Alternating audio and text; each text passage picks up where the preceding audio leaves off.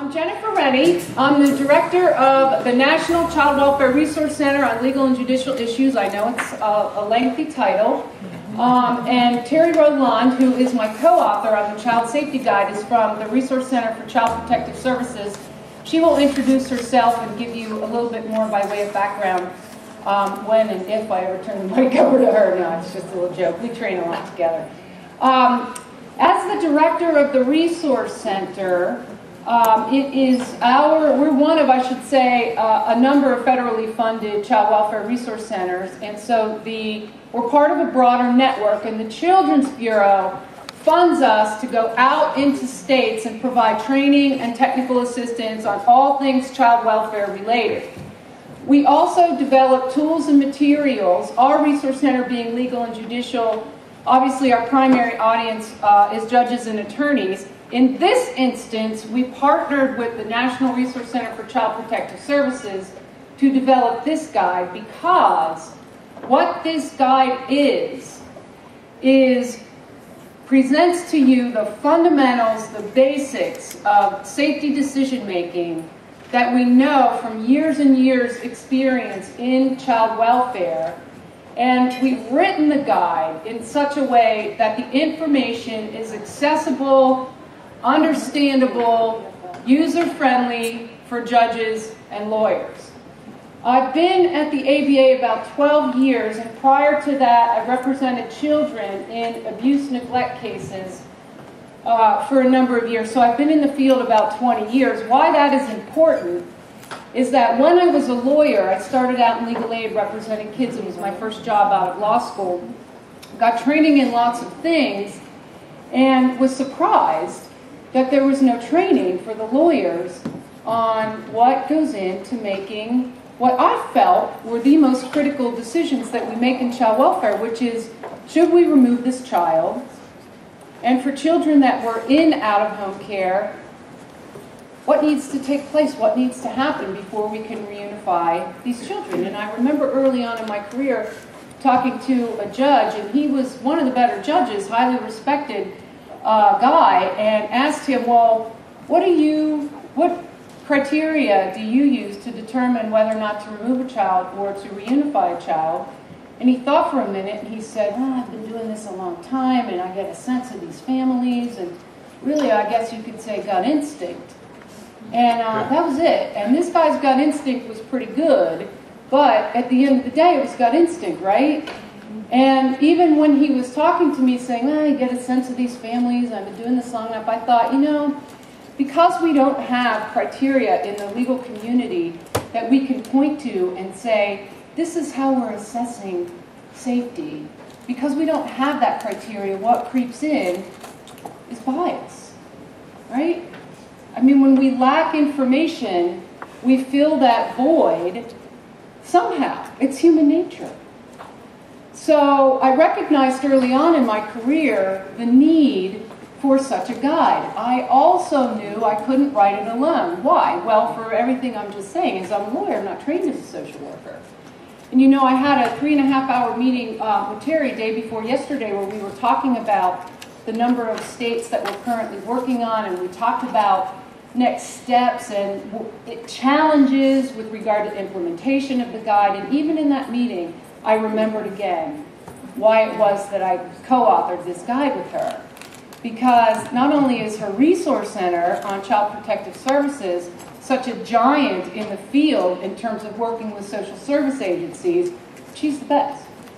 She is, she really is. And she's brilliant and very generous with me with regard to what I don't know. We sat in that meeting, and again, I thought, oh, I hadn't realized that before. Now, I've been doing this TA on the guide for a couple of years now. I co-authored the thing, and I still learn, because it's an area that's so rich, and we're going to cover the basic principles in the guide, but I really want to underscore that this is an hour-and-a-half overview session, and this is something that we go into a state, and we'll do 2 and 3 days, just this piece of it. Because while on the surface you can say, okay, I get that. There's a standardized list of safety threats, and I understand that. But really, when you start applying the unique facts in these cases, each and every case being different and distinct, applying the criteria to the facts of the cases, you realize, wow, there's really a lot here. So, purpose of the safety decision-making process, and this is as simply, we've bulleted this particular PowerPoint down to make it as simple as we can, and I love this slide because let me say it like this. Purpose of safety decision-making process is to get the right kids in the right beds. So our assertion is that we have kids out there that are in home and they're unsafe because we're not adequately assessing safety. We also have kids that have been removed that ought not have been removed. Along with that, people look at it and say child safety, and they think it's about the front end, the removal. It is. But just as importantly, it's about the back end. And what I mean by that is we have kids in foster care that don't need to be in foster care because they could be safe at home. And we get to these permanency hearings 6 months, 9 months, 12 months out. We ask questions like, well, gee, has mom gone to all her parenting classes? Is she clean? You know, is she off drug? But we don't ask the question, would this child be safe if returned home? We take our eye off the prize. We call it the raising the bar phenomenon. What does that result in? Poor decisions, for one. Frustration with the parents and the young people because they don't know what it is that they're supposed to be doing.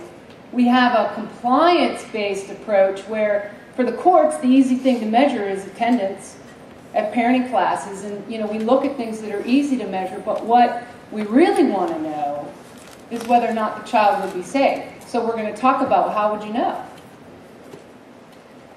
So that's the purpose of the safety decision-making process, said quite simply in these 3 bullets. How does the guide help the legal community? Well, first of all, Terry's going to talk about how this guide is not a practice model. It's a set of principles and ideas that are grounded in social work science. And there's actually more agreement than disagreement in terms of the social work field with regard to these principles. So it's not a practice model. So you can take these principles and these ideas and crosswalk them with any practice model and come up with a set of practices and tools and benchmarks for the legal community to use in order to hold the agency accountable for what? 1, to gather sufficient information on the family. So a fundamental premise and assertion that we start with is that we are making decisions about these families based on grossly incomplete information. When the case first comes in, we focus on that maltreating incident. So what was it that happened that brought this case to the attention of the court? And we miss a whole world of information that's relevant to safety decision making because we're focused on that incident, trying to make some meaning out of that incident. So the first thing that we do is to provide a structure, a framework for the legal folks, the lawyers who are representing the agencies, lawyers that are representing parents, children, to understand this is what we mean by complete information. And then the second piece of that is, well, how do we analyze that information? What do we do with that information? And that's the standardized criteria in the guide. So the objectives then. The objectives of this presentation is mostly over here on the left, to introduce the basic principles contained in the guide. This piece over here, begin consideration of how to implement the guide. We're doing a workshop tomorrow, and that's going to assume that folks have attended an overview much like this one. That's going to talk about, okay, that's all well and good. How do you implement? How do you impact a court structure, a court culture, where folks are pretty embedded in how they do their day-to-day work? So there's that. And then we will certainly acquaint you how to use the guide. And then accessing technical assistance, we'll say a few words about that at the end. I know you just gave me the link. I know, that's okay. Okay. 2 ways to get the guide. I should have said 3. Show up here today and you get a free copy. They are in short supply. They're actually out of print, and we have a reprint order in, but the ABA doesn't break any land speed records reprinting publications, and we'll have to edit that out, Scott. I got a little carried away there for a minute. So what you can do is you can go to the ABA website and it'll give you information on how to purchase it. We have bulk order price. What you have is this, the wire-bound hard copy that has the bench cards. You'll notice in the front pocket it's got the laminated bench cards. And the reason that you have an additional handout is that there are 3 appendices that are critical to understanding the ideas in the guide that are not in the hard copy, and the reason for that simply was length. When it was edited, people said it's great, but it's too long. Judges and lawyers aren't going to read it. So in the interest of shorter would be better and more meaningful, you've got the addenda on the website. So the other way to get it is to go to either of our website and download the guide for free. You can print it out. We have no proprietary interest other than to recoup the printing costs. We just want the material out there. So it's there and available on the website. Okay, we're going to be switching back and forth, but for now I'm going to turn it over to my illustrious colleague and co-author, Therese Lund. Good afternoon. I'm Therese Lund. I'm the Associate Director of the Resource Center for CPS, and everything Jen told you about the network of resource centers, we do the same sort of thing. This has been a long-standing and very successful collaborative effort between our resource center and the Legal Resource Center. Timothy Travis is also here, who's Jen's colleague. He does an awful lot of TA on the Judge's Guide as well as Jen and I. And I've got some colleagues here in the room, Pam Bennett, Taryn Reed, Emily Hutchinson, folks who are available to go out, provide free technical assistance to all states, tribes, and territories related to, for us, anything to do with CPS. And this has been a huge special initiative that is probably we're in a 4th year of collaborating on this. And really, I think what ends up happening is neither one of us really knows how the project starts, although if you talk to Jen, she thinks it's her idea, so I let her think that. Here's the deal. I just want to do a quick check-in in terms of a show of hands, and promise not to spend a lot of time taking away from just covering the material, but how many of you are legal types, whether you're a judge, you're a parent's attorney, you're an agency attorney, magistrate, whatever, GAL, CASA, okay. And so does that mean that those of you, like let's have a show of hands if you're a child welfare person, whether you're in the public sector, private sector. Okay, I just want to say 1 second in terms of talking to my child welfare brothers and sisters. Okay? Pretty cool to have an attorney talk about child safety, huh? And that's what this is about, is that the collaboration that our 2 resource centers started a number of years ago started in Jen's office, talking about, hey, maybe we ought to say the same thing when we go on site to conferences, and sometimes are even in the same room or between panels talking to folks, and you're asked a question about when is it okay for a kid to go home, and I'm asked that same question, maybe we ought to give similar criteria, right? And so that turned into a discussion about how can we take what child welfare knows full well about child safety. See, so we're not trying to come in and train child welfare on child safety. But we also know as child welfare brothers and sisters that we're not so good at implementing with some fidelity. We got some struggles.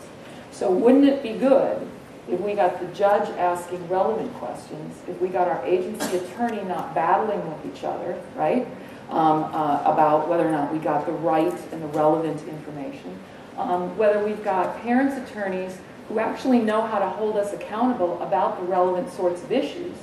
And we've got guardians at litem and CASAs who are not maybe struggling with what's the best interest of the child versus how can we make a child safe.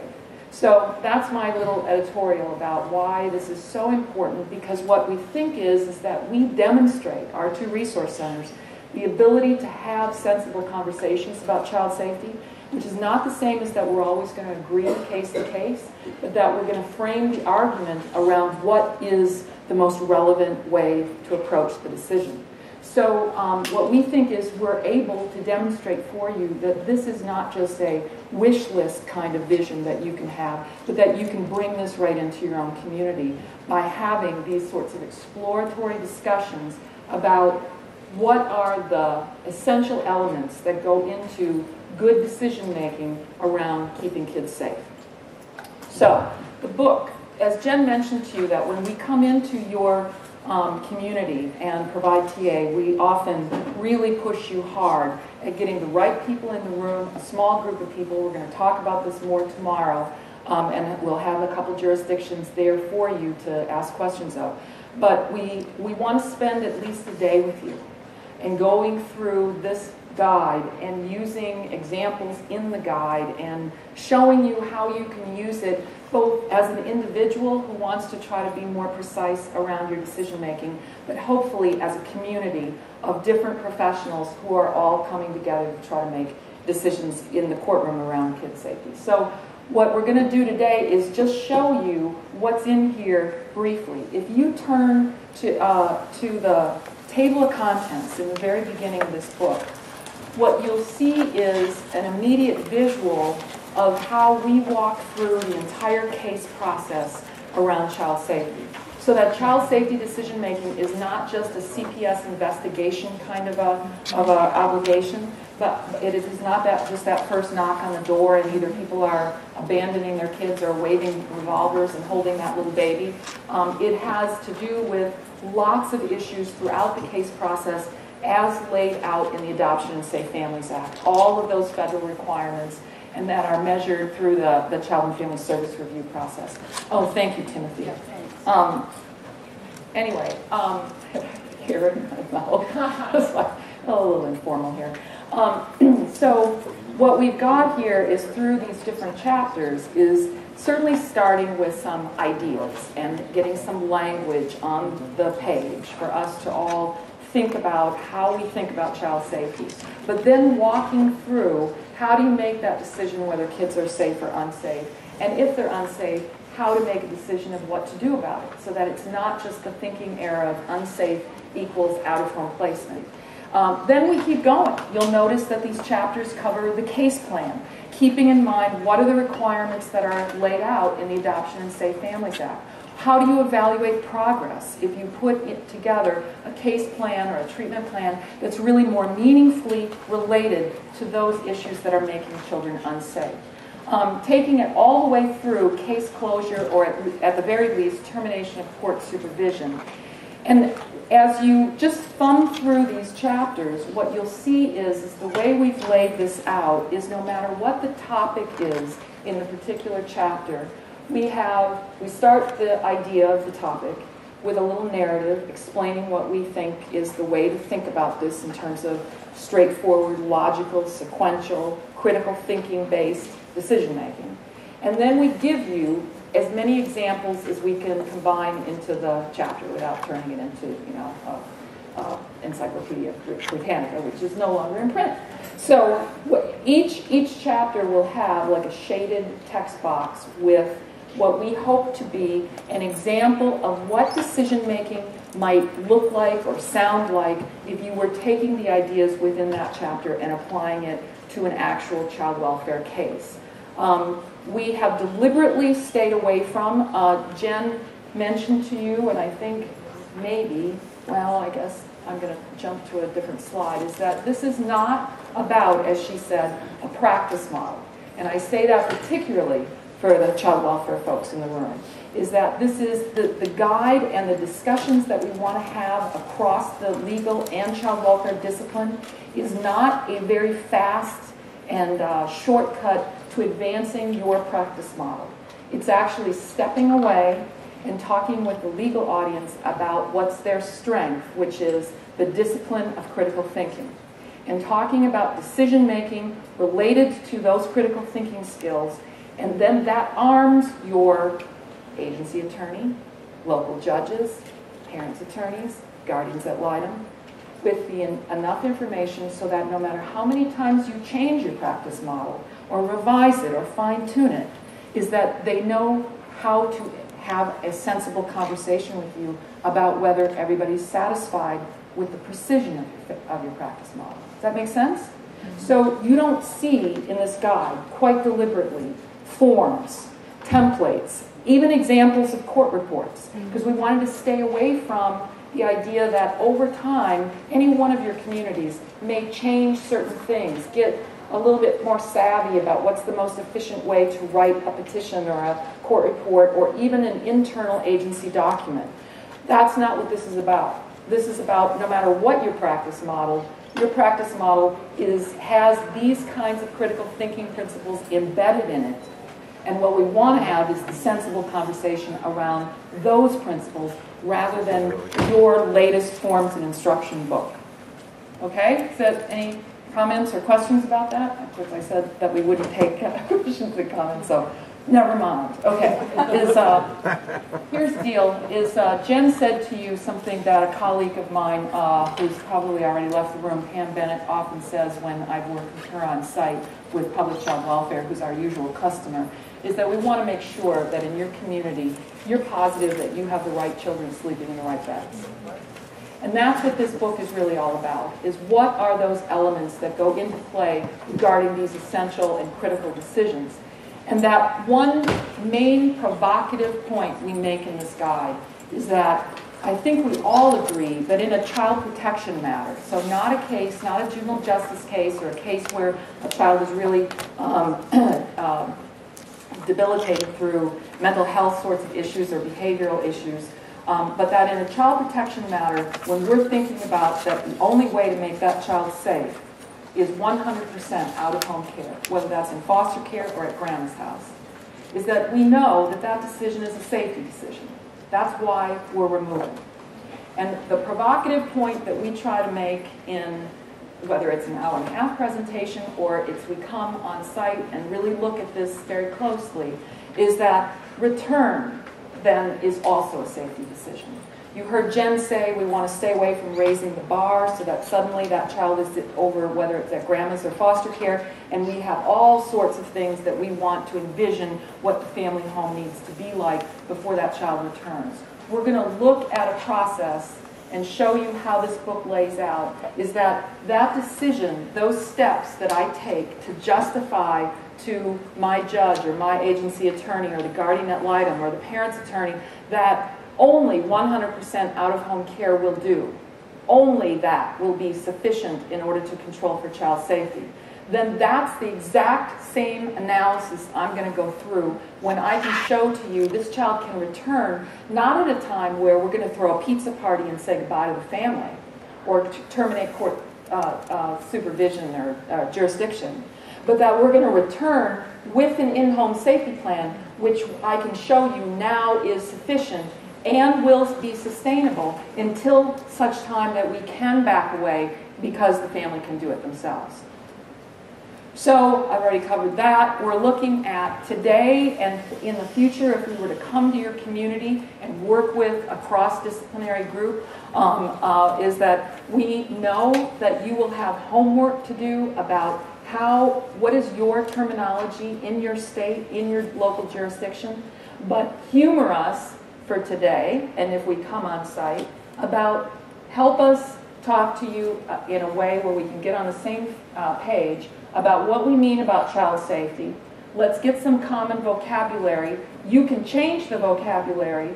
We're more interested in helping you have a common vocabulary in your community so that no talking past each other is what we're about. And that what we want to do is really stress is that there is no decision we can help you with and examine as to whether or not it was accurate unless we're all on the same page of that. You have to know the family before you say you're going to be able to help them, before you're able to make decisions. So that what is this common understanding of the family that we need to have in order to make these decisions?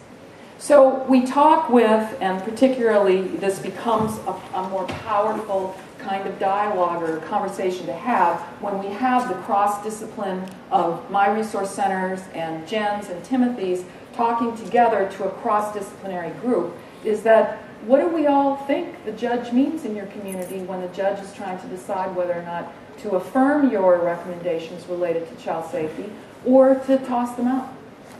What does the judge think child safety really means? What does your agency attorney think about child safety? And in fact, if you're the agency attorney, what do you think about all those staff who are running around coming to talk to you about these decisions? So we're really after trying to get everyone on the same page so that we have some fidelity to the idea that there are steps that we can take that will seem, they'll seem so logical that it will be like, well, yeah, of course. And yet what we know is it's way more complex, or otherwise child welfare would be not having the struggles that it has when it comes to implementing with fidelity. So here's the formula that came out of many, many conversations back in Jen's office several years back of trying to discuss how child welfare reaches the decision, what's the state of the art around child safety. And that thinking with lawyers' minds, I still remember this was Mark, who came up with, okay, so there's 3 elements to this. Is that you're talking about that there needs to be a threat, there needs to be a vulnerable child, and there needs to be an absence of sufficient protective capacity by the caregivers in the house. And that's how you reach the decision of unsafe child. And I remember hearing him say that and thinking, that's not how I've always taught this to child welfare. And yet it works, and I can see how it would really resonate, particularly for a legal audience, is that this is such, it's such simplicity in terms of the concepts.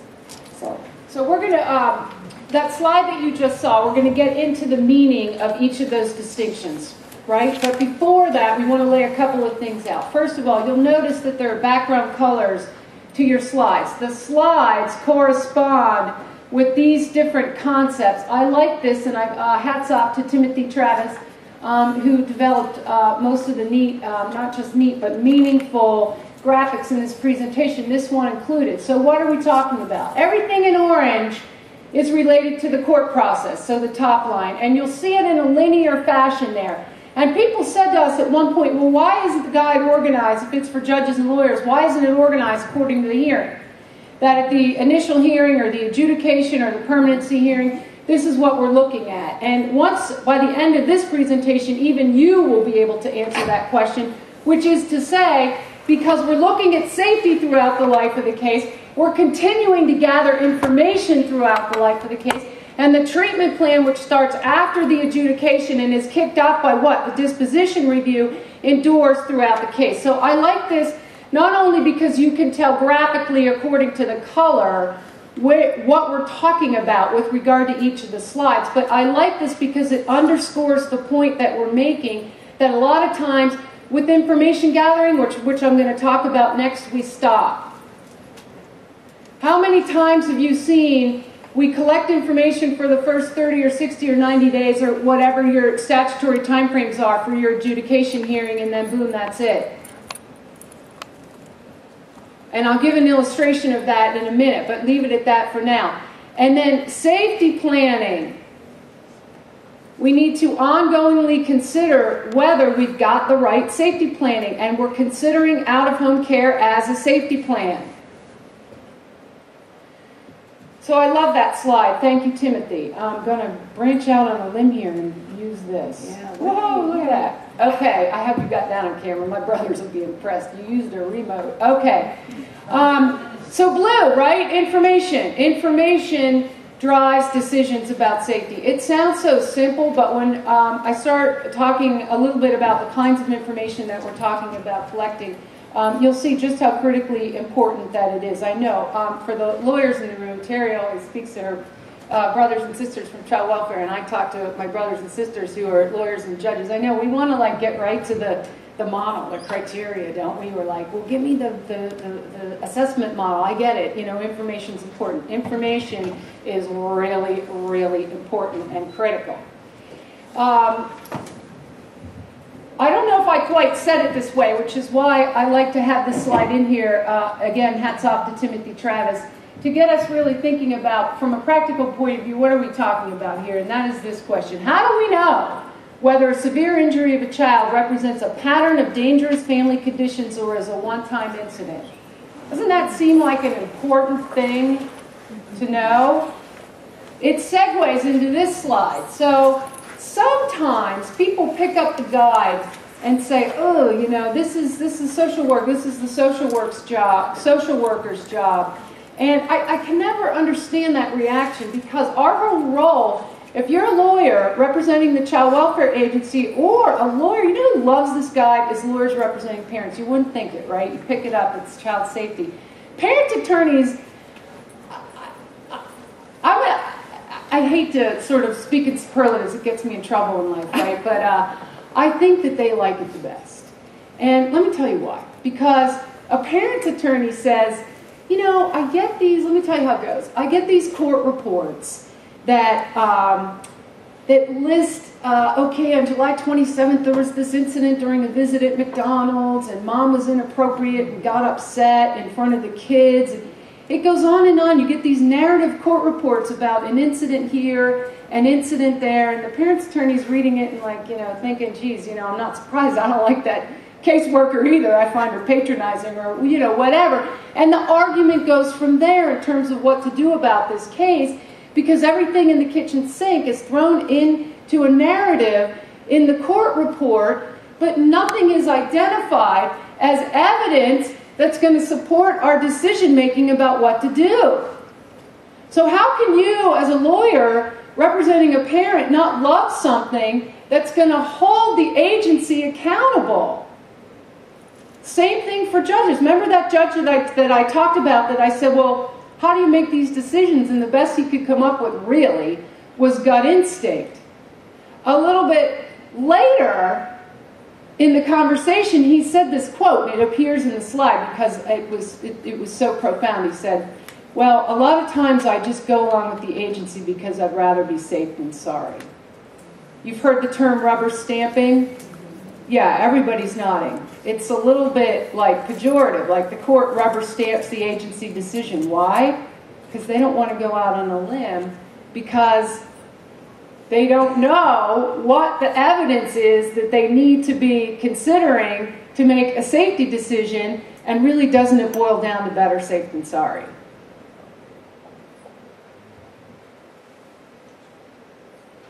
So, the bare minimum that we need to advocate if we're a lawyer and make findings if we're a judge about safety decisions is found in the 6 questions. If you open up your guide and pull out bench card A, this is foundational to the safety guide, and there's a corresponding chapter in the guide for each of these bench cards.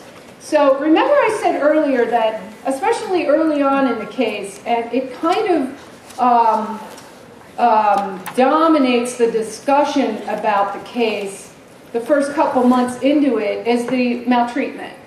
And people, if you're sitting there thinking, yeah, well, of course it's the maltreatment, then listen up, sit on the edge of your seat. This conversation is for you.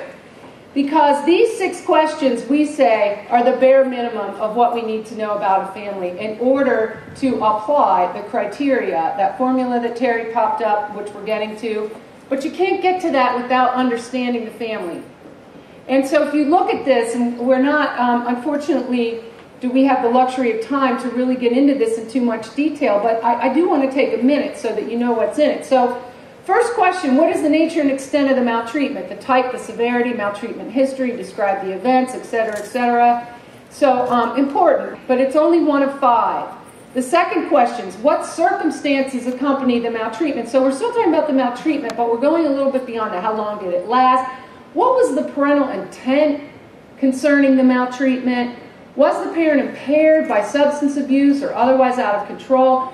How does the parent explain it? Do they acknowledge it? Other problems, etc. And we're still only at 2 out of 6. And think about your cases. In a lot of situations, does the analysis or does the information gathering stop there? So number 3, how does a child function day to day? Their capacity for attachment, behavior, school performance, etc. Discipline, number 4, how does the parent discipline the child? Number 5, independent of discipline, what are the overall parenting practices? Their expectations, their empathy for the child, their style. history of parenting behavior. Number 6, how does the parent manage his or her own life? And there's a bulleted list there. So this is just scratching the surface of what we are saying needs to be collected in order to get the bare minimum amount of information that we need in order to apply the criteria that we're getting to next. Do I have one more slide, or are you up? Oh, there they are. Okay, good. I always love it when we can breeze through. Oh, right, and let me cover this. So you might be looking at this card thinking, probably according to CAPTA, you've got a hearing within 24, 48 hours, 72 hours. The jargon's all different. The preliminary protective hearing, the shelter care hearing, the removal hearing, whatever that hearing is. And so you might be thinking, how am I going to get the information to these 6 questions prior to that hearing? So a couple points about that. One is that oftentimes you're not, but you need to keep working. And when I say you, I know we've got a multidisciplinary group here. So the social services, to be more rigorous in the speaking, the social services agency is responsible and accountable for gathering that information. And whatever, if you're in the legal community, your lawyer role is, it's your job to be aware of this so that you can ask the right questions in preparing your case. The timing of it. So we know the initial contrary to the welfare determination, meaning that it's contrary to the child's welfare to remain at home or not in the child's best interest to remain at home, has to be done at the first court sanctioning of the removal. The reasonable efforts finding, I'm speaking here about the initial reasonable efforts finding, the reasonable efforts to prevent removal. You actually have 60 days after the actual removal, according to the federal timeline. And I see people thinking, really? Because we always make the reasonable efforts up front at the shelter care hearing. Pretty common. The reason is failure to make that initial reasonable efforts finding results in the child not being Title IV-E eligible for the entire duration of the case. Cannot be remedied. So because the penalty is so severe, oftentimes in a fit of caution, states will make that initial reasonable efforts finding up front. Immediately after that, the second reasonable efforts kicks in, which is second reasonable efforts requirement, the one that's new under ASPA, which is the reasonable efforts to finalize permanence. So you will talk later on when we talk about reasonable efforts and how safety planning and thinking about this relates to reasonable efforts. But to be clear, oftentimes that initial reasonable efforts finding is going to be made prior to the information on the 6 questions being gathered. But the duty to continue to collect the information and the duty to provide the reasonable efforts to reunify kicks in. I know I went through that quickly. I always take questions and it pains me not to, but in the interest of time, it does. It pains me. I'm not going to take questions. Now, is this you? Let me see. Yes. Right. Okay. All right. So what I want to do is really just jump to an example. Not because we're going to have enough time to really read it silently while I read it aloud like we're in grade school, but I want you to know what's in this guide so that when you leave this workshop you can look at it at your leisure. Page 5 in the guide and continuing on to page 6 and the top of page 7 is the first time where we've used one of these text boxes to give you an example of what we're talking about. And so there on these couple pages we have what was a real case, information collected by a bachelor's degree social worker in an urban agency with a very high caseload.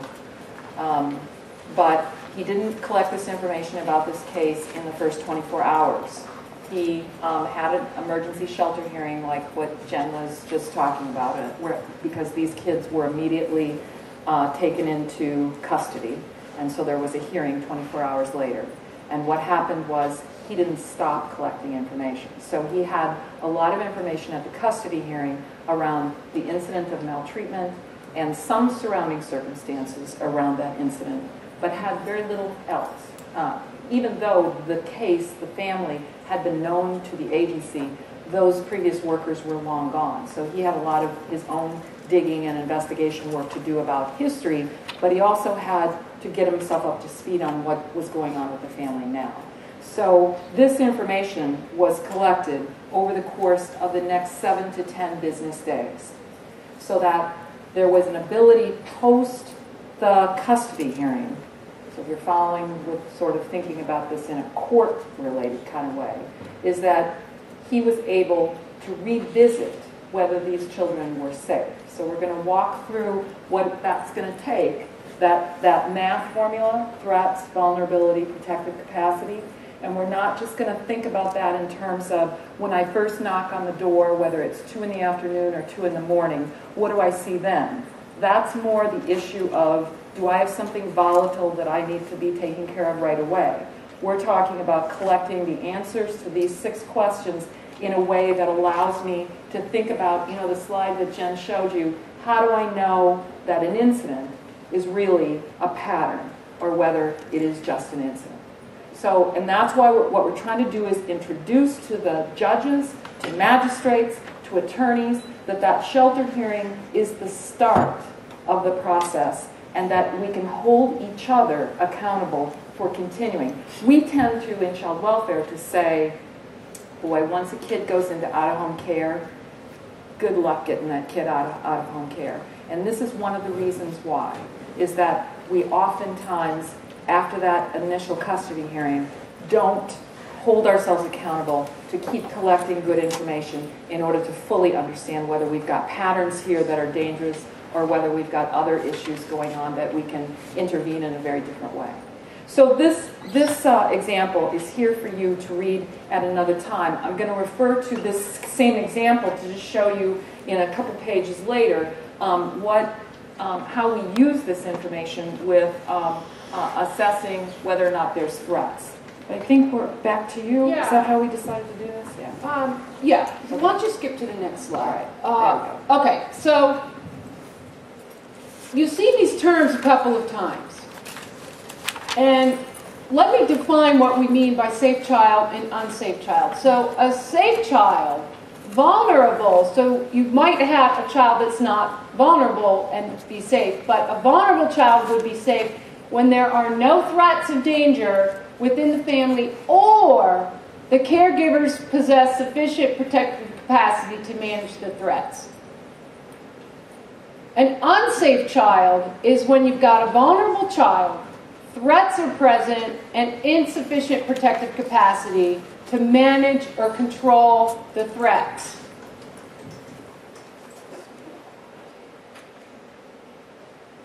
I think if you were to pull the statutes from all 52, that being the 50 states and the District of Columbia and Puerto Rico, all 52 states/jurisdictions in this country, no 2 definitions would be exactly the same. I always think in my spare time one of these days I'm going to do that. But I think they're different. And so one of the reviewers said, well, what are you going to do about the problem that you've got different statutory language all around the country? And I thought, well, did you read the guide? Because to me, whether your statute is talking about imminent risk of harm, imminent risk of severe harm, threat of imminent harm, regardless of the terminology in the statute, isn't the important thing about whether or not the child is safe. And so aren't we all interested in making the right determinations at the removal hearing? And aren't we all interested in making the right determinations with regard to reunification? And so when we go into a state, we can work more closely with you with regard to any concerns you might have.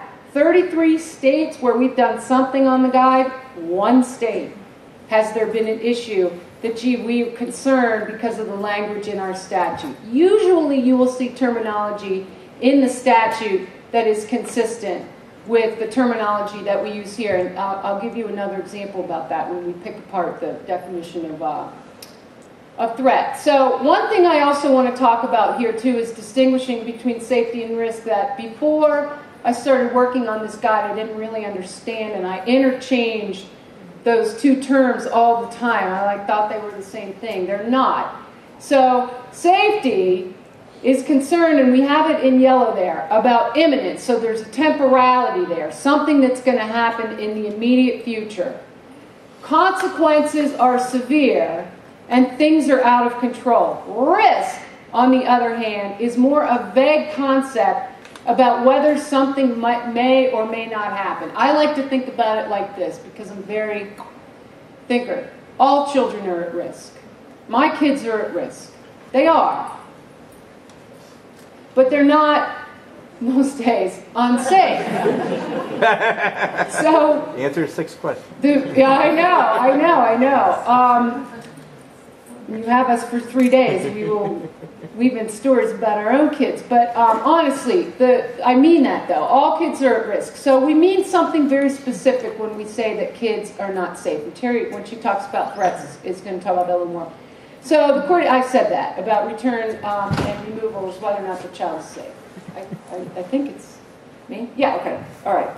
So here's the place where, if you remember that math formula, is that this is the first deal here. This is where we're going to use the answers to those 6 questions, and we've got a purpose for it. This is the reason why we want to know how the kids are functioning, and particularly when you look at those 6 questions, we've got 2 questions about the incident, 1 question about the children, and the rest of those questions, the other 3. That feels like math formula here, is having to do with the adults in the household.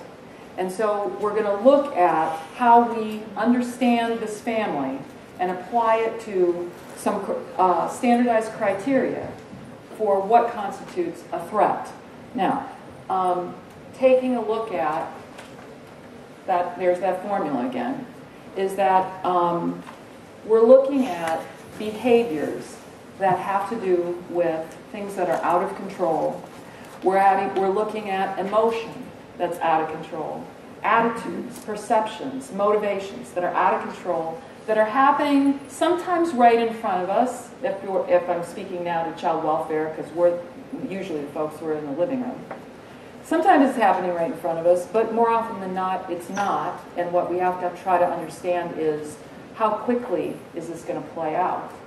And when it does, will there be severe consequences to these children? So we're looking at trying to move away from child welfare, giving a list to all the attorneys of what you use, and to talk about this more about no matter what you use as your standardized criteria, let's all have a sensible conversation about it. Is your list of standardized threats child welfare in whatever my community is it behaviorally specific? Or is it around types of maltreatment? Because here's where we want to focus in on what's the purpose of having a list of threats. It's to understand what's going on so that we can put some type of control on that situation. So if it's not behaviorally specific, I'm working at a disadvantage in trying to understand how to control it.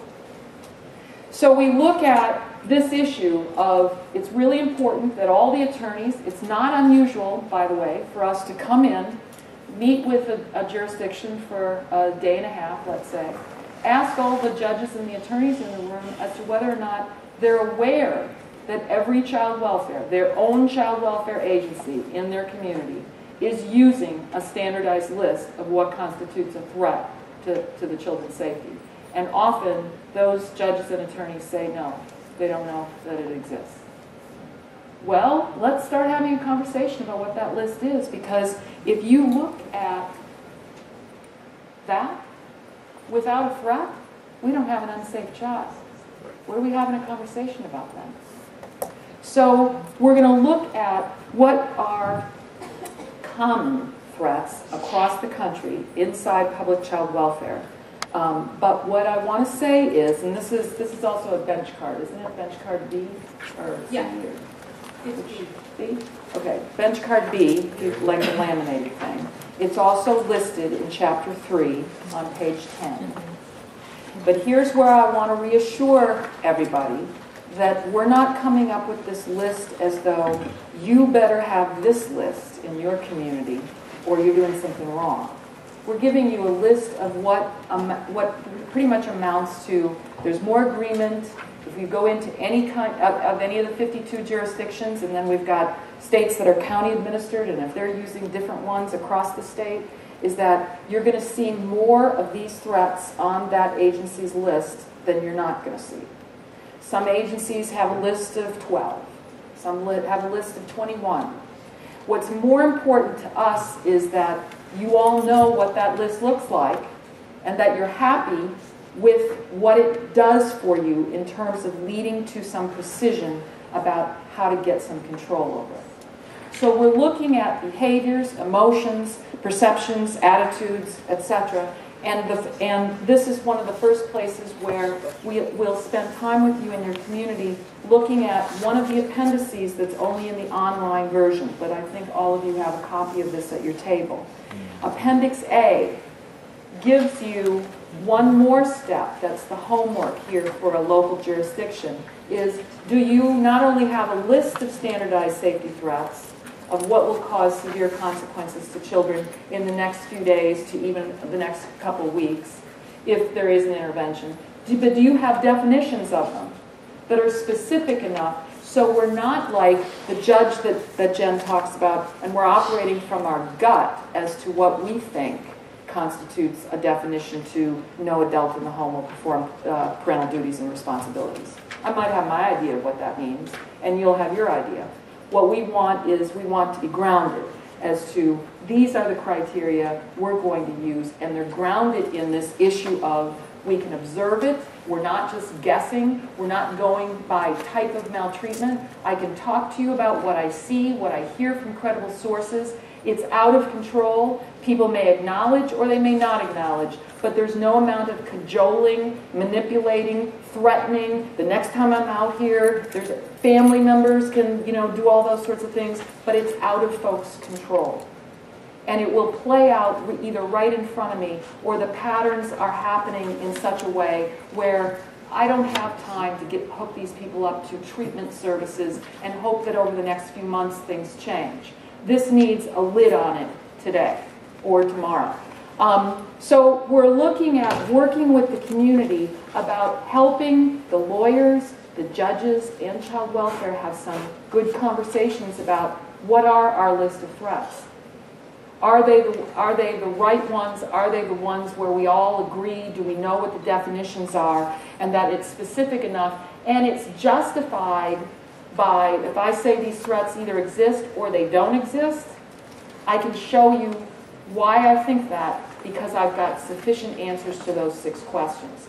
In the guide itself, on page 10 and the top of 11, we carry on with that case example that I referenced just a few pages earlier around the mom who gives her kids medicine to make them go to sleep at night.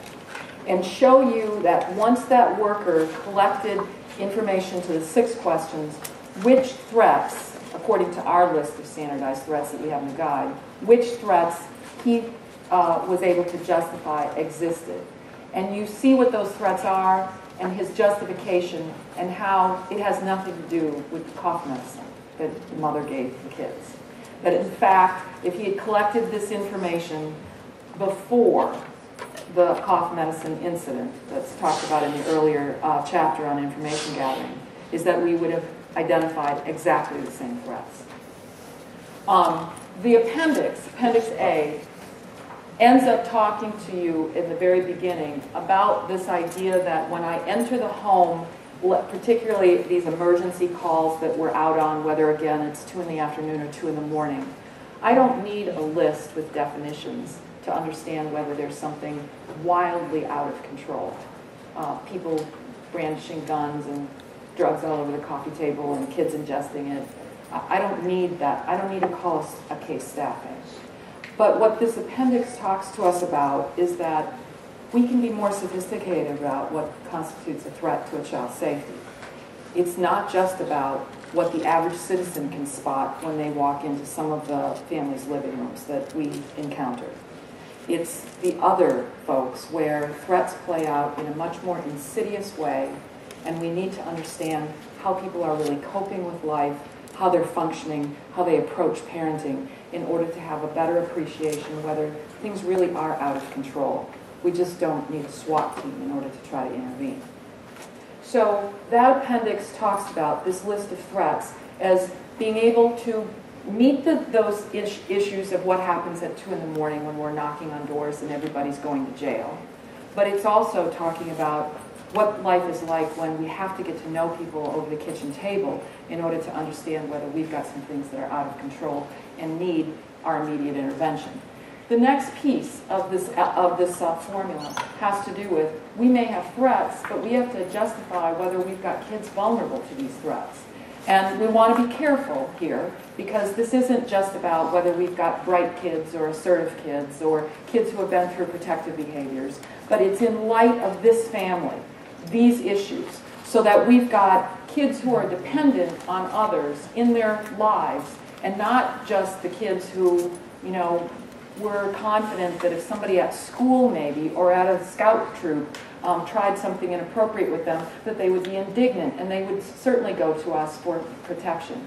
It's the issues of family loyalty. It's the issues of kids knowing that there's certain things we don't talk about, of being frightened of what the consequences are, where we try to understand who's vulnerable and who's not. And it goes way beyond these obvious ones of little bitty kids and more into what are some of the more subtle ways that we see kids who might look to us as being very, very bright and self-protective, but are hampered, as we all were hampered at one time when we were growing up, about talking to others in our lives about what's really happening in the home. We have another case example that's, I think, on page 12, right? Yeah, page 12 in the book, deliberately picking a case example where we've got a kid who really looks, she's a little bit older, she's bright, she's wanting to please, and yet there's things happening in her home life where she is quite vulnerable. She might as well be a little bitty kid. And what I'd point out about that example is that the only way that that came together in that real example that we use here is because the worker gathered enough information around all 6 of the questions and knew much more about what family life was, so that he wasn't taken in by sort of that cursory look at what constitutes a vulnerable child. I think you are up. So remember the formula where we're saying that an unsafe child, I'm going the wrong way. The other way. Sorry. There, oh, you're going backwards again. Oh gosh, we'll have to To the right or up. Yeah, there you go. You're going. You're good. You're good. Yay. All right. A few more. Sorry, folks. Yes. We all have our...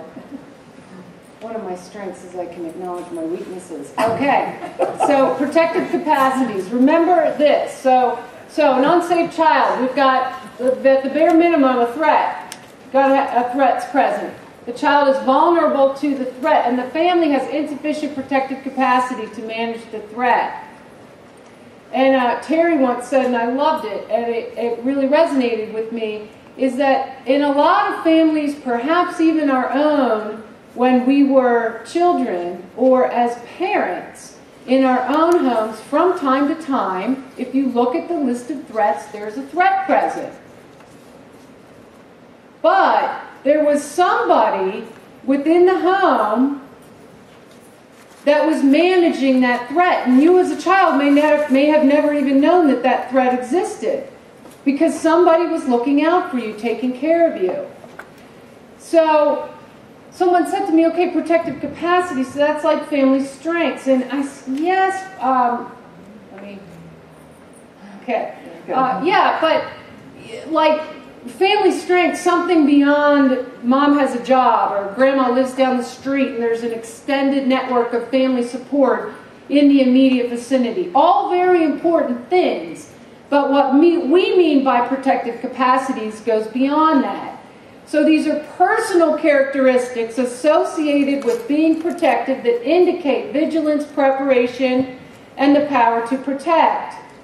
We've broken it down into 3 different categories: cognitive, behavioral, and emotional. So if you pull out bench card D, and at the same time in your list of appendices, pull out appendix B, which follows immediately from what Terry was talking about, starts on page 65. You'll see a description of each of these. So cognitive refers to knowledge, understanding, and perceptions. And if you look on your bench card, you'll see under the bulleted list how we know that a parent does or does not possess cognitive protective capacities. And again, these may be a continuum. Articulates a plan to protect the child, is aligned with the child, is reality-oriented, etc.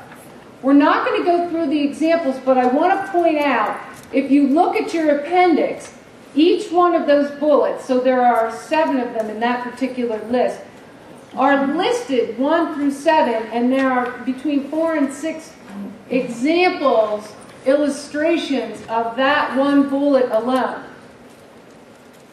So if you even read through Appendix B, protective capacities, you'll get a sense, a flavor of the depth at which we're looking at this issue of protective capacity. And you might, as you're reading this, thinking, well, you know, how do I know that we're dealing with a parent who's aware and shows a conscious, focused process for thinking that results in an acceptable plan? Well, it goes back to the 6 questions. So you don't know whether or not the parent, the caregiver, possesses these protective capacities if you don't have a full, complete information about the family, right? So cognitive protective capacities, behavioral protective capacities. So it's not enough to know what to do, you got to do it. So if you look at the examples on bench card D with your behavioral protective capacities, is the parent physically able? Have a history of protecting others? Do they demonstrate impulse control? Do they have adequate energy? Do they set aside their own needs for the needs of the child? And again, each of those bullets are further fleshed out in the appendix. And then finally, emotional protective capacities. So affinity, attachment with the child.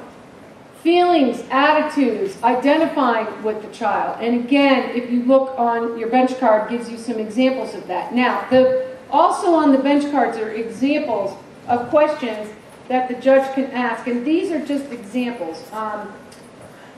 And by the way, it's not a matter of good intentions or sincerity, so what the parent says. So you're looking to other sources, outside sources, to determine the presence or absence of protective capacities. And I made that point about the importance of gathering the information. So these are just a couple of prompting questions. And if you look at the questions on the bench card, you'll see which type of protective capacity, cognitive, behavioral, and emotional, that question is tied to. It's obviously not a finite list, but sometimes judges and lawyers like to have it spelled out that way. But in all seriousness, you could use this as a tool to prepare for your case and start thinking about whether or not the agency has adequately determined the protective capacities. And this is another point at which we were talking about this in a state, and the child welfare agency said, yeah, we do. As Therese said, and this came as a shock to me, in all my years of practice, I did not know that there was a list of safety threats when I was representing kids. I mean, I say that, you know, in a moment of humility, but I just didn't know. And so I thought, well, why couldn't that be communicated to the court or the lawyers, you know, somewhere, that this is the threat that we've identified? Because wouldn't that go a long way towards determining, and we're not quite there in the presentation yet, but towards determining not only what the appropriate response would be, but what we got to do, what we have to do in the case. Well, same thing with protective capacities. I thought, wouldn't it be great if we could have the protective capacities identified and talk about what protective capacities are we trying to enhance? What's missing? What are we trying to enhance, and how are we going to go about getting there? So we were having this conversation, and we said to the child welfare agency, well, do you identify the protective capacities? And they said, well, we do. And, you know, where is it in the court report? And they said, well, it's embedded in the court report. And I thought, I think that part of the value of understanding these principles is that it allows us to better communicate what's actually going on with the family. And these are things of such critical importance because, as you see, these are the things that we need to know in order to support the family and to strengthen the family. And I said this, yes, I covered this earlier, and I'll turn this over to you. Brian? Oh, I got it. Oh, sorry. I got the little lavalier. Yeah. Okay, so what we've done is, if you look at, quickly, page 19, is we have a little visual there to show you the steps that we walk through. It's not really a decision-making tree. It's the sequence of, we're going to have a logical process now that's built on critical thinking. The primary fundamental principle of critical thinking is that you never make a decision until you have sufficient evidence. In child welfare speak, that's information gathering. So we may have to make a quick decision and talk about it at an emergency 24-hour hearing and get that validated, but we continue to collect information so that we can walk through these steps of, regardless of whether I took the kids into custody, in the middle of the night, is I'm going to look at this one more time now after I've collected sufficient information to decide, is there really a threat? Even if the child's over at grandma's house right now, if they were all living together, would there be a threat? And can I justify it? So we get away from incident-based thinking. It's not the cough medicine incident anymore. It's about what's really going on. And if these kids were together, is there a threat? Are they vulnerable to the threat? Is there sufficient protective capacity in the home? And if we get to the point where it's unsafe, then, even if they're still over at grandma's house right now, I know that this is sort of weird because we've got a couple plates twirling in the air here, but we're going to revisit this issue of what now? Because what I did, if I took emergency action, was just that. It was emergency action. And now we're going to look at this from the point of view of what needs to be the safety plan. And in our thinking, out-of-home care is a safety plan in a CPS case. Do you agree? Okay. Well then, we're going to look at this from the standpoint of no matter where that child is right now because of some emergency action, let's say, because a lot of times when we're court involved, it begins that way, I know. But you child welfare folks know that most of your cases aren't starting that way. In any regard, we're still here, and now what? And what we like to point out here is that if any one of you were facing some temporary point in time where you're going to be flat on your back because of some physical ailment, and doctor's orders say, you're staying put. Don't be thinking you're going to get up and you're going to take care of your 3-year-old. And you'd be thinking, particularly for those of us who don't have a lot of other partners in our lives or support system, is who's going to take care of my kid and how am I going to make sure that I keep seeing my kid as much as possible while I'm recuperating? Is you'd be struggling to try to figure out some combination. And what we want to do is impress on each other and hold each other accountable for having that same standard for the families that we work with.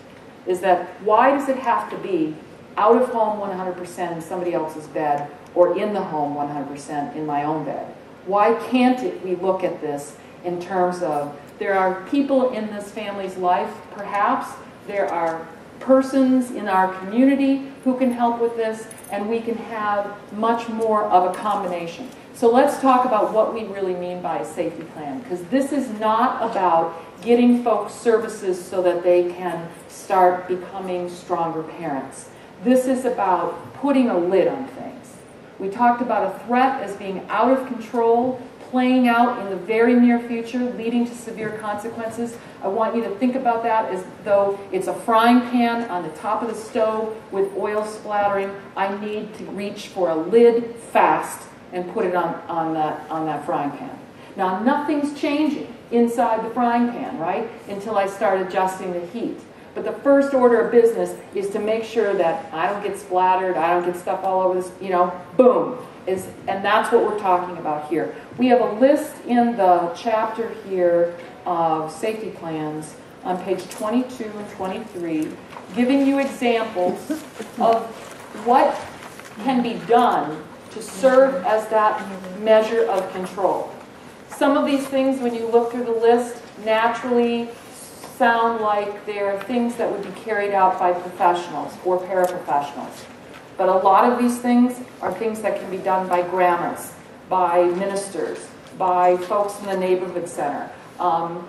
Ways to get kids temporarily out of the home to reduce the amount of tension so that we're worried about that that's the time when mom is likely to just take a spatula and smack a kid right across the face. Well, let's get that kid out of the home. Daycare is a long-standing public child welfare safety service. Doesn't change a thing, does it? But it keeps us able to keep that kid in the home by having temporary times when we reduce the amount of concern over things that are likely to get out of control. That's one example of the kinds of things that are in this list. So we're not talking about, by the way, this is how this fits into the formula here, is that we still got the threat, it still exists, we're still a vulnerable kid, but we've got that lack of protective capacity on the part of the adult that's compromised. We've got it compensated by a safety plan that's going to make for then a safe child. So ASFA, the Adoption of Safe Families Act, lays out the language that tells us we have a responsibility for two types of ways of looking at our obligations. One is to keep kids safe, the safety plan.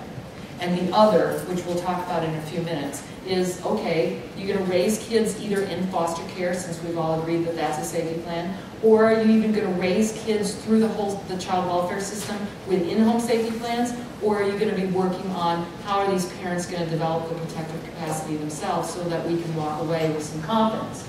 So we've got the two responsibilities, and we look at this plan, this lid on the frying pan has to precisely fit. It has to not get all caught up in what about changing people. This is about getting some precision about these are the threats and this is how I'm going to control for them. So we're not looking at things that are like sending people to parenting classes, anger management classes, none of that. Is that what you want to look at is, I can tell you what the really even shorter litmus test is for, is it a safety plan or is it, that reminds me of that commercial, is it Memorex, but you're probably not old enough to remember that commercial, but it's, I can reduce this down to, is what you're doing that you say is going to control for these children's safety, is it immediately available? So if you're saying grandma's going to come in, you know, and stop by 3 times a week on Wednesdays and on Thursday mornings and da-da-da-da, is she going on a cruise for a few weeks? Well, if she's not immediately available or there's a waiting list for an in-home type of a program that's going to help control for safety, well, then it's not going to work. This is, remember, our criteria for what constitutes a threat is it's going to play out soon and it's going to have severe consequences when it does. So we've got to have it immediately available and it's got to be immediately effective. And there's where the rub comes in, where people say part of the safety plan is they're going to go to drug treatment, or they're going to go to anger management classes, or they're going to go to parenting classes. Well, often these things don't meet even the immediate availability piece, right? Because there's waiting lists for those sorts of services. But even if there isn't, and I can just take you over to that parenting class this afternoon, wait for you outside on the curb until you come out 90 minutes later, do you think that that young mom who's impulsive, who leaves at the drop of a hat when people want to party and doesn't wait for the babysitter to arrive, do you think that at the 91st minute after that parenting class, that's under control? Right. So that's why we look at the precision here of this is about looking logically of what are the threats, when do they likely play out, what's going to control for that. And we're not going to worry right now about how mom's going to get stronger or dad or the boyfriend's going to get stronger themselves and be able to do that themselves. So we walk through an analysis that is not like, okay, now we need more information or another evaluation. This is taking the answers to those 6 questions, and I've identified for you which threats I think exist, and I can talk to you because I know how this family functions about how those threats really play out. Which times of the day? What seems to trigger it? Is it payday? Is it alcohol? Is it related to somebody feeling kind of down and lonely, and that lends to, you know, staying in bed all day rather than getting up and supervising the kids so that they're essentially on their own? What happens and then what happens? Because there's the picture of what needs to have the lid put on it. What's the size of the lid? Do we have a lid that's big enough?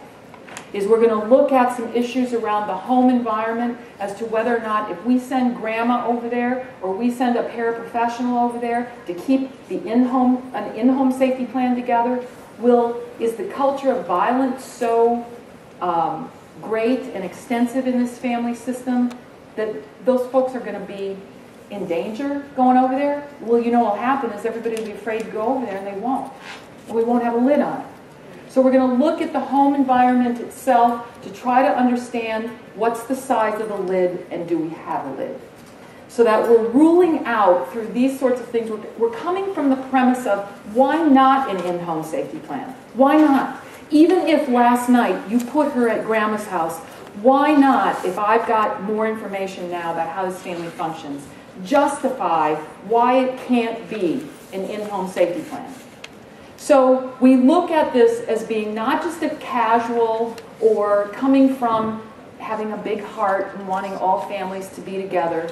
We're long-standing child protection folks, whether we're on the legal end of things or the intervention side of things. We know the kids get hurt if we're not careful about this. So we have criteria for what a safety plan, out of home or in home, what criteria that safety plan has to meet. It has to be sufficient, which means, is it enough, but it's also, is it too much? Is it just that better safe than sorry, so we'll make everything 24/7?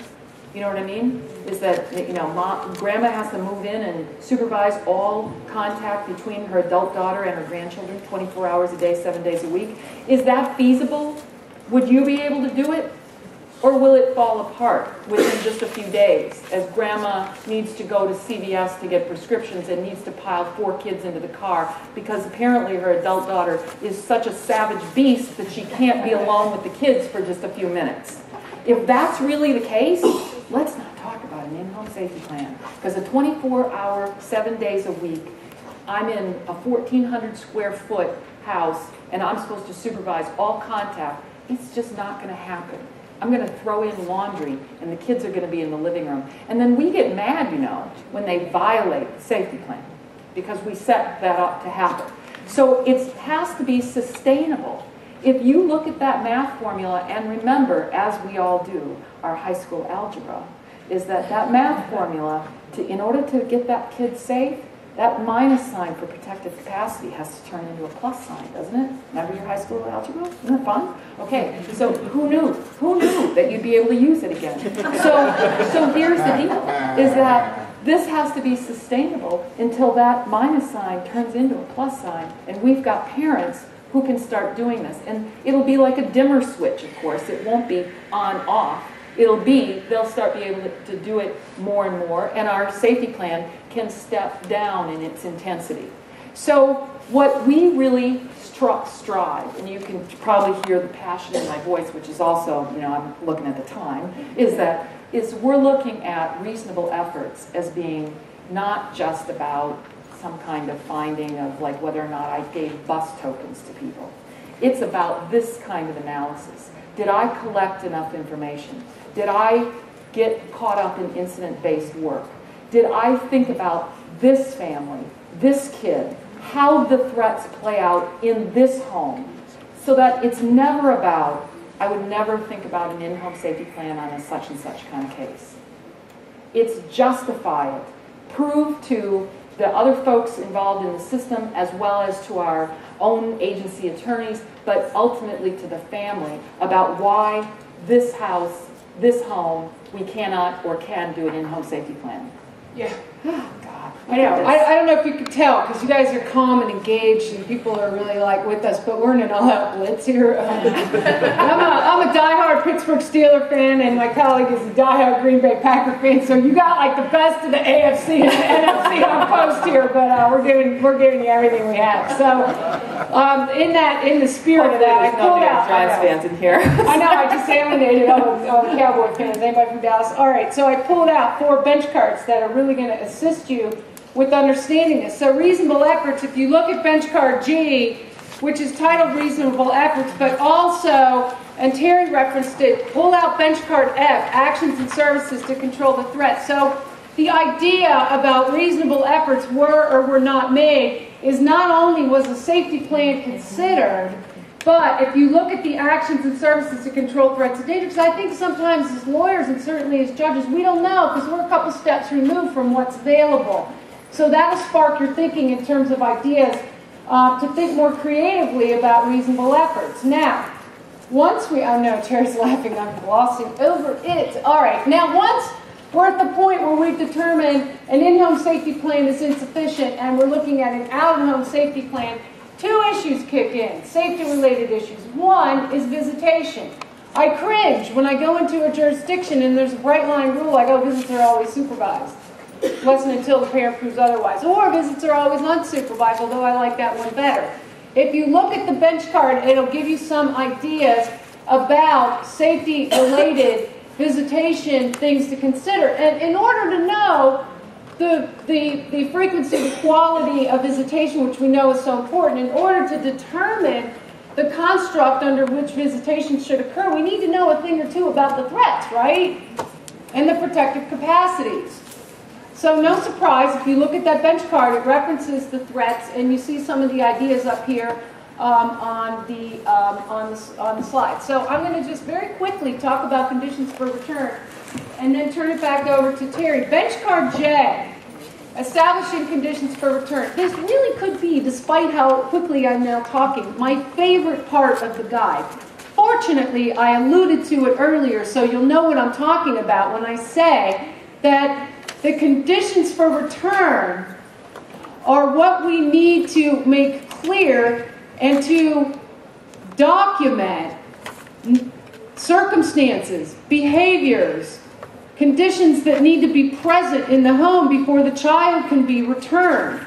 So once I know that an in-home safety plan is insufficient, and I can tell you why an in-home safety plan will not work, I then can write my conditions for return. If you pull out, the easiest way to understand some of this, because especially as we're talking quickly and it starts to sound conceptual, is to pull out Appendix D, examples of conditions for return, on page 77 in your appendix. So you look, they're all linked back to what the threat is. So the first one there, threat of danger, no adult in the home, routinely perform basic and essential parenting duties and responsibilities. And the example of how that plays out and the conditions for return. So in the appendix, it gives different safety threats that if and when that safety threat is present, and it gives an illustration of how that might be manifesting itself in the family, it then shows how you would write a condition for return. Now, isn't that,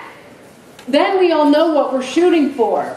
Instead of, and I want to make clear, it's always sort of, in these short sessions, makes it sound like we're dissing, parenting classes and substance abuse treatment. No, it's just that we put too much emphasis on that kind of thing without understanding what the real meaning is. Who cares if they go to 10 out of 10 parenting classes? Did it make any difference? Isn't that what's important? So there's a lot more that I could and would love to say about conditions for return. I am going to turn it over to Terry. Let me say two quick things. That I'm supposed to say, there's evaluations, so fill that out. And the second quick thing is that tomorrow's session, we're going to have a panel of two of the states that are furthest along in terms of implementation, talking about different strategies and barriers that they encountered. So we're encouraging you to come to that. It's not the most popular time slot, 4 to 5:30, but you will leave so enthused and excited about your evening out in D.C. And I wanted to get those two things in. Yeah. And I'm going to turn it over to you because I know you can do this last part quickly. Well, yeah. Well, and mainly what I'm going to do is just touch on a couple of ideas in these slides and point you in the direction of, if you're liking the ideas and the way that we talk about this, that you take a look at these extra chapters that we're not going to have a lot of time to go through in much depth. So here's the deal, is Jen just talked to you about developing conditions for return. There's some examples, not just even in the chart that she just directed you to look at, but in the chapter related to conditions for return. We give even I think a better case example in one of those text boxes of what conditions for return look like. And it's that provocative issue of people really don't have to change in order for reunification to happen. So we're gonna, you know how I said, ASFA lays out that we're responsible for both safety as well as change. So we're gonna move to the issue of whether you call it a case plan, a service plan, a treatment plan. We've been in some jurisdictions where they don't call it any of that. They just call it a court order. But in other words, we're still looking at our high school algebra. Is that, here's the deal, is if you want this family to not only be successful at protecting their own children, but you want to have some confidence that they're not going to return the next time they reach some sort of challenge in their lives, is that kids stay safe in America because they've got people taking care of them, not because they never have crises, right? That's how we all stay safe.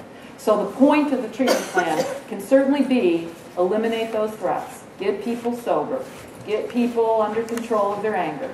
But really, it's take a look at that chart that's in Appendix B, the extra handout that you have on protective capacities, and look at developing what seems to be missing. We all can see in our experiences that there are some alcoholics who can keep their kids safe, and there are some who can't.